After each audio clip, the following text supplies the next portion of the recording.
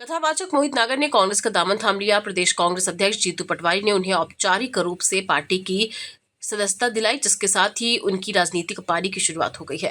कांग्रेस में शामिल होते ही मोहित नागर ने अपने विचार खुलकर सामने रखे और आदिवासी समाज को लेकर बड़ा बयान दिया। उन्होंने कहा कि आदिवासी समाज सनातन परंपरा का अनुयायी है और वे लंबे समय से आदिवासी क्षेत्रों में धार्मिक कथाएं करते आ रहे हैं। उन्होंने यही बताया कि अब तक वे 10 से 15 हजार आदिवासियों को दीक्षा दे चुके हैं और उनकी कथाओं में धार्मिक आस्था और संस्कृति का गहरा जुड़ाव रहता है। इस दौरान उन्होंने रामचरितमानस का उल्लेख करते हुए माता शबरी के उदाहरण से अपनी बात को और स्पष्ट किया। वहीं इस मौके पर पीसीसी चीफ जीतू पटवारी ने प्रेस कॉन्फ्रेंस के दौरान प्रदेश सरकार पर जमकर निशाना साधा। उन्होंने शिक्षा, स्वास्थ्य, बेरोजगारी, बिजली आपूर्ति और लाडली बहना योजना जैसे मुद्दों को उठाते हुए सरकार की नीतियों पर सवाल खड़े किए। प्रेस कॉन्फ्रेंस के दौरान अचानक बिजली चले जाने पर उन्होंने तंज कसते हुए कहा कि यही प्रदेश की वास्तविक स्थिति है, जहां 24 घंटे बिजली देने के दावे किए जाते हैं, लेकिन हकीकत कुछ और ही है। उन्होंने यह भी आरोप लगाया कि एक तरफ सरकार महिलाओं को आर्थिक सहायता देती है, तो दूसरी ओर महंगे बिजली बिल भेजकर उस लाभ को खत्म कर देती है। आदरणीय नागर साहब ने अपनी व्यथा आप लोगों के बीच में बताई है। बापू आगे आ जाओ थोड़ा इधर। सोच क्या है? सोच ये कि भयावता है पूरे मध्य प्रदेश में, देश में भयावता है।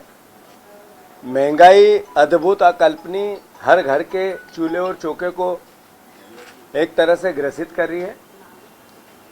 लाडली बहना छल था बहनों के साथ। 3,000 रुपये का वादा, 1,500 रुपये देना और 1 करोड़ बहनों को देना, 3 करोड़ बहनों को छोड़ देना। 4 करोड़ महिलाएं हैं मध्य प्रदेश में। 1 करोड़ बहनों को 1,500 देंगे, वादा था 3,000 का, और 3 करोड़ बहनों को 1 रुपया भी नहीं देना। ये अपने आप में एक छल है, एक सरकार का, एक सोच का, एक विचार का। बेरोजगारी विस्फोटक है, बेरोजगारी भयावह है, सारे सेंसेक्स तोड़ रही है। हमारी सरकार, मोहन यादव, शिवराज सिंह चौहान अलग अलग समय पे लाखों रोजगार के सपने दिखा गए, भाषण दे गए, पर 0 बटे सन्नाटा।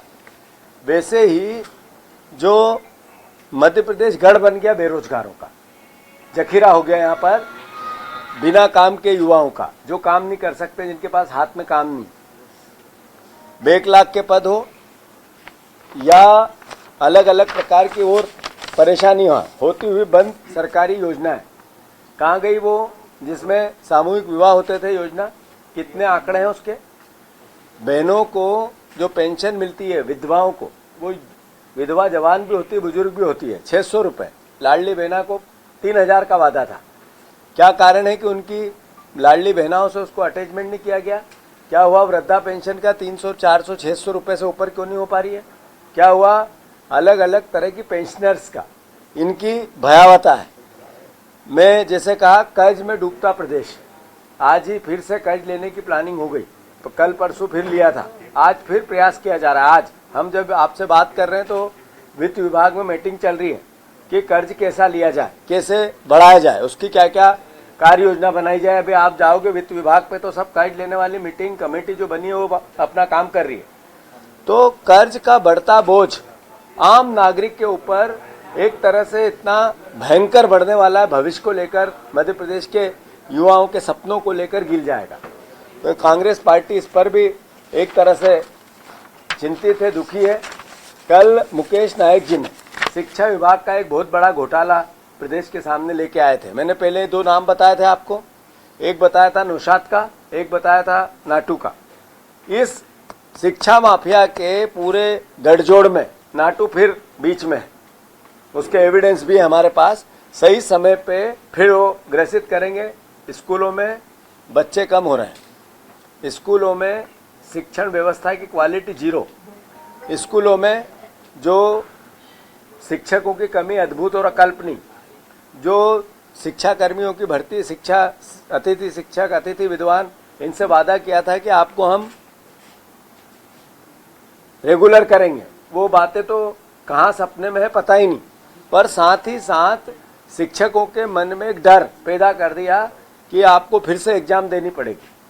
स्वाभाविक है कि आधुनिक युग आता है, परिस्थितियां बदलती है, नए नए इनोवेशन होते हैं, नए नए अलग अलग नवाचार होते हैं, तो शिक्षकों को भी शिक्षित होने की आवश्यकता है। तो उसके लिए मैं जब मिनिस्टर था तब हमने एक शिक्षकों का ट्रेनिंग के कैंप का प्रोसेस चालू किया था। प्रोफेसर्स का ट्रेनिंग के और उनकी ईयर टू ईयर कैसे उनकी वापस ट्रेनिंग हो या नए सब्जेक्ट से उनको रूबरू कराया जाए, इसकी हमने व्यवस्था जमाई थी। वो काम देखने वाले अब कोई बच्चे ही नहीं है, एक तरह से वो बंद हो गया और अब कहते हैं फिर से एग्जाम देनी पड़ेगी। शिक्षकों के मन में एग्जाम का डर बनाने के बजाय प्रोत्साहन कैसे हो कि इनको ट्रेनिंग के साथ फिर से आपको नए नवाचार के साथ प्ले करना है या आपको बच्चों को पढ़ाना है। तो एक तरह से एक ऐसा मुख्यमंत्री, ऐसा राजा बैठा हुआ है जिसको खुद को समझ नहीं है कि मुझे किस दिशा में प्रदेश को ले जाना है, किस दिशा में अर्थव्यवस्था को ले जाना है, किस दिशा में एग्रीकल्चर, यूथ और महिलाओं के लिए प्रोग्रेस की बात करना है।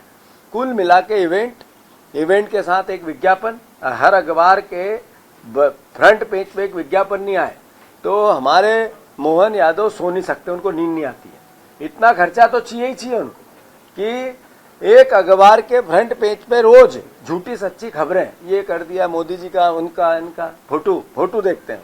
तो कुल मिला के प्रदेश की स्थिति बहुत गंभीर है। इन सब बातों को लेकर हमारे आदरणीय स्वास्थ्य की सेवाएं वेंटिलेटर पे है, शिक्षा व्यवस्था में निजीकरण जो